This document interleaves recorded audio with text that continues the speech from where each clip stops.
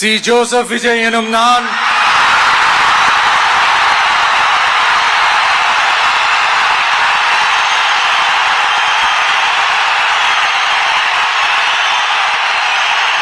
சட்டப்படி அமைக்கப்பெற்ற இந்திய அரசியல் அமைப்பின்பால்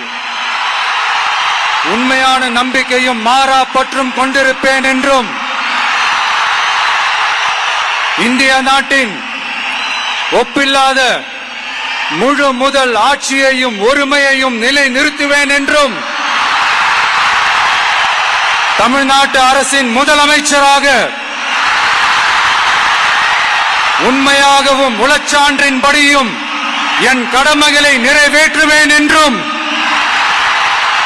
அரசியல் அமைப்பிற்கும் சட்டத்திற்கும் இணங்க